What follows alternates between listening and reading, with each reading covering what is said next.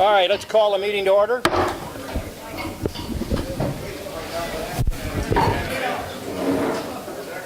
Nice serving bell. It's there.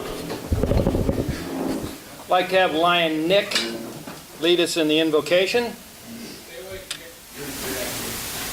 Heavenly Father, we thank you for this beautiful sunshine lately. We thank you for this weekend and the opportunity to take time out and celebrate Memorial Day.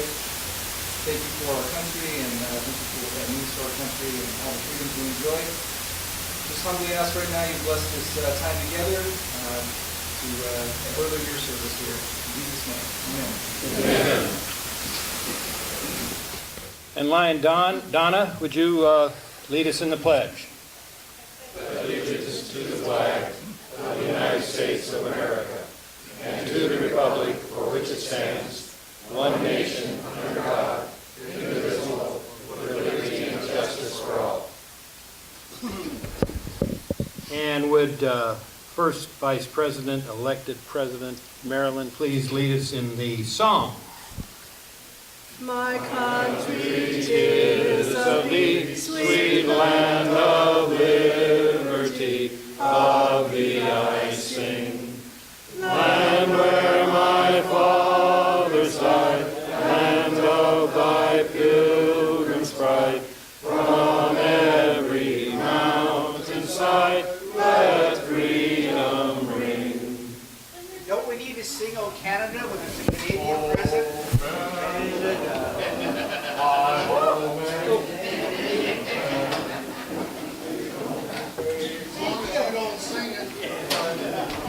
All right, moving on. Who are our guests? Do we have any guests? Yes, we do. What the restart?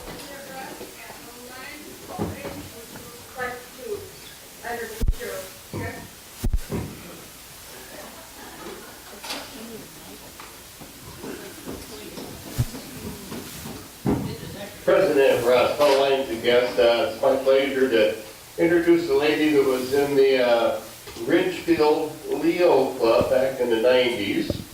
Her name is Flo Whipple, and her daughter Olivia with us today.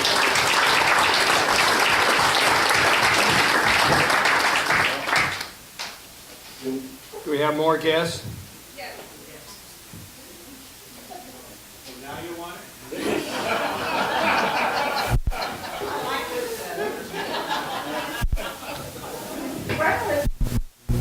Yes, we have two early birds with us today. They would like to stand up and introduce themselves.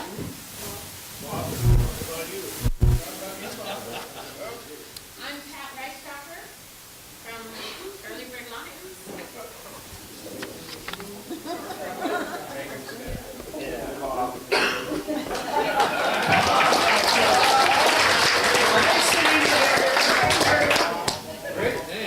I'm sure they've shaken everybody's hand, so you should all know them by now. Yeah, I know. Do we have any sunshine report? No sunshine report. Well, that's good news. He's got some awards that people weren't here last week or the week before. Au contraire. Au contraire, all right. President Russ, fellow Lions and guests, this is the announcement for the big meeting of the awards committee. This is when we dig the pros out of all of the people that have won awards during the year and select the Lion of the Year, Unsung Lion of the Year, and Rookie Lion of the Year. So next Wednesday at noon at the St. John Hospital Cafe, I don't know what the name of that place is. Lakeside. Lakeside, thank you. I was close, so. At any rate, those that are on that committee, Steve Johnston just left. He probably knew I was going to announce this. Steve Patterson, Janice Hillman, if anybody sees her, Marie Speck, Terry Woodruff. You're going to have to get off the golf course early that day, Terry, and get down there. Any Lion is welcome to come to this meeting, and whether or not you have input. And Mark Kelch, I see you trying to hide over there behind Mike Firth. You did a good job. At any rate, Wednesday, 12 noon, St. John Cafe. Thank you. Next Wednesday is tomorrow. Do they have a You cocktail? know the difference between this and next yet? Do they have a cocktail? All right, moving on, we're going to give the floor to our secretary, our outgoing secretary. He has some awards that he wants to present. Yes. So as a frugal secretary over the last year, as we've done new membership, I've been running through my old stock of membership, the membership certificates and whatnot. As we ordered the new stuff, I got some special pins. So I've gone back into the records and make sure that I get everyone recognized that needs to be recognized. Now, most of you do not bring members into the club for recognition, but our past council chair does. And so he called me on the carpet. So, anyways, what these are the centennial pins for bringing a member in during the centennial year. Obviously, we're celebrating 100 years as Lions International. And so what I would like to do is have each of you, as I call out your name, just come up and line up here. We'll hand the pins, we'll get a picture. Everyone will feel properly recognized. We can put Hal right in the middle so that he gets the credit that he really deserves. Yeah, unfortunately. I don't know. This guy. So, the members who have sponsored a member and met the Centennial Challenge are Cindy Fickett, John Palmer Jr., Hal Palmer, Dolly Harvey, Marilyn Patterson, Phil Olson, Dwayne Smith, got to come out from behind the camera there, Dwayne, Greg Firth, Maureen Parsons, and Bill Hegwine.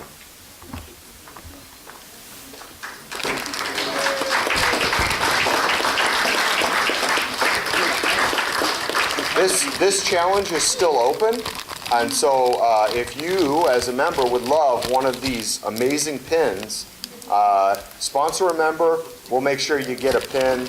And thank you all for building the membership of the Longview Pioneer Lions.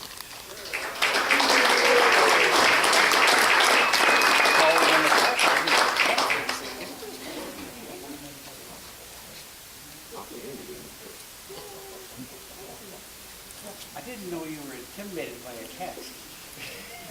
I already have it. Thank you.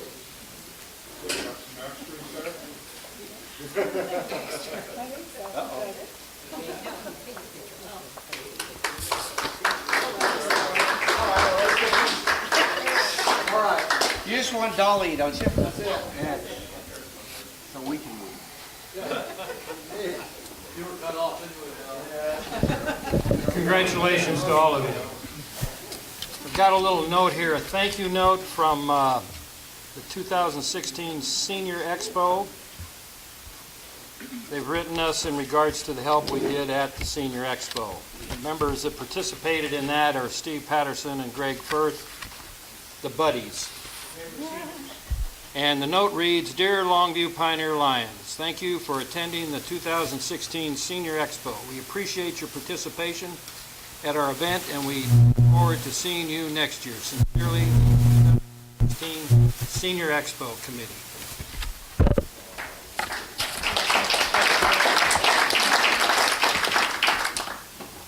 And now I'm going to turn this meeting over to Larry as program chair. You have 10 minutes, Larry.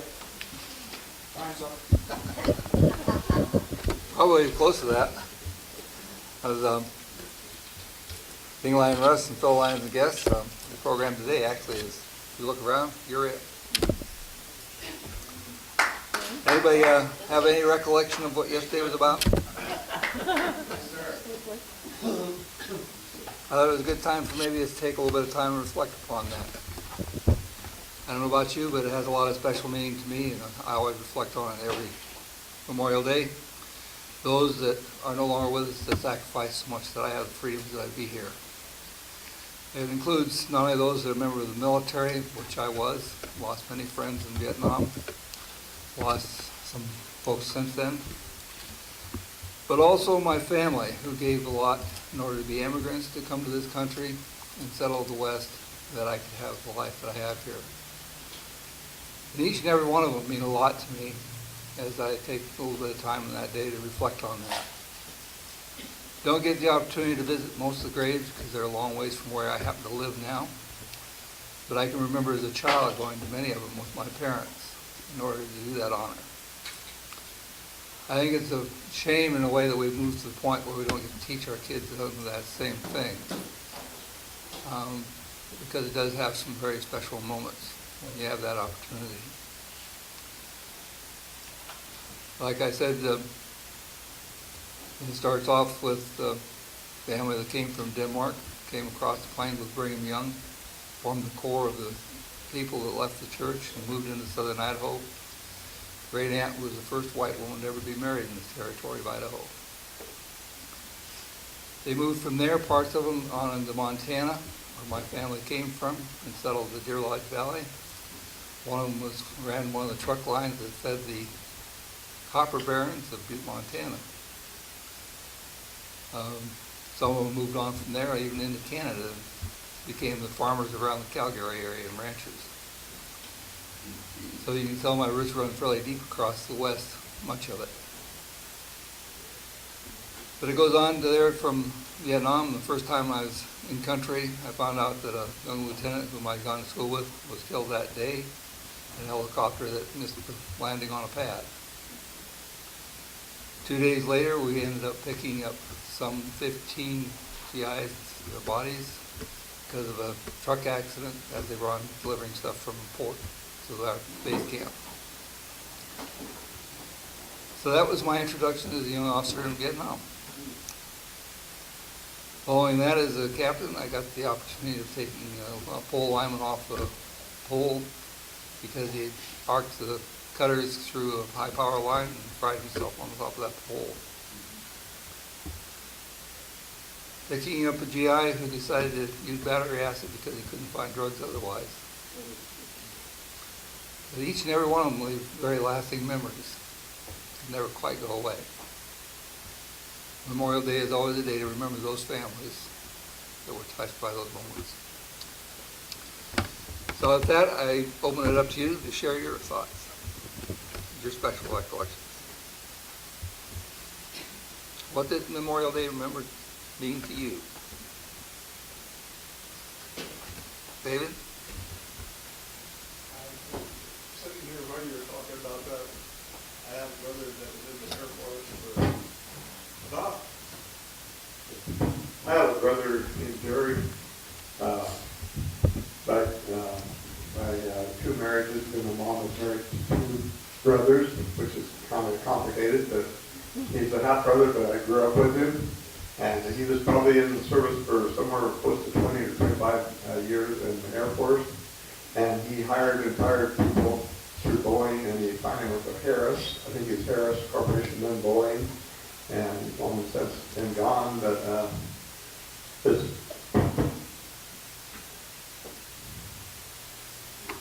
memory still lives on, and he was a very honorable and wonderful person that served in his service.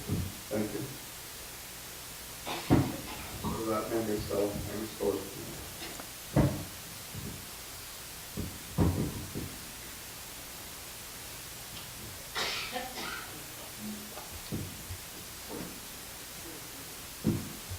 Holly?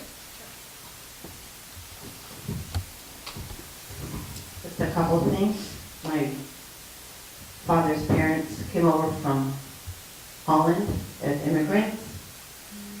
My grandparents from my mother's side, they were snuck out of Prussia, came over to this country, started in Chicago and Wisconsin. When my mom was 10 years old, my grandfather found out his parents and his siblings were all taken out of the home and shot in the street because the Russians came in. This country is amazing. If you have lived out of this country and you come back in, it's just amazing to be here.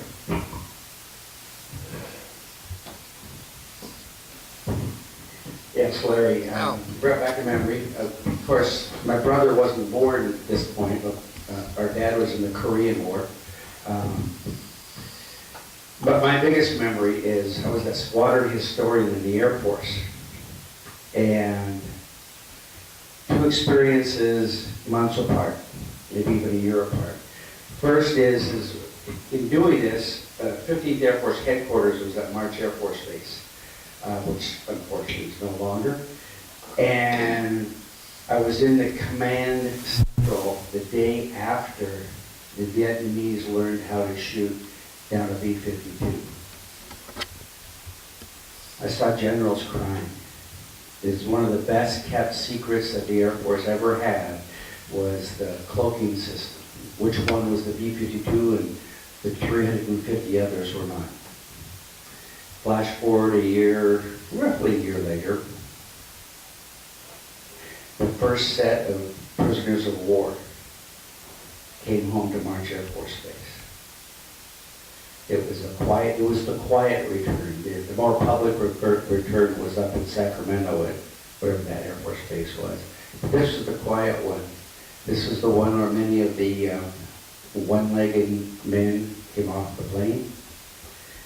Many people who came off the plane looking for their family and saw no one. But many people getting off the plane, seeing their families on the flight line at March Air Force Base. Tears of joy, kissing the ground, thankful that they were back. And I got to tell you, every one of them was proud that they had served.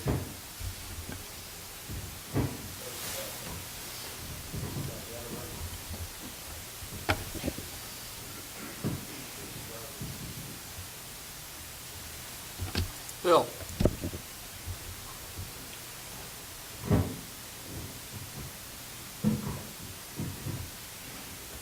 It's become a Memorial Day tradition for my wife and I to accompany our 94-year-old friend Bobby down to Forest Grove to visit the graves of her parents and grandparents. Unfortunately, because of her cancer treatment this year, Tony was not able to go, so I made a trip with Bobby by myself. And she's 94 and I don't walk very well, so we made quite a picture out there trying to get around from gravesite to gravesite. But it was such an honor to hear her talk about her family and what they meant to her. It was as close, and for any of you who have read Tuesdays with Maury, it was as close to that kind of experience as I've ever had, and it was such an honor to be there with her.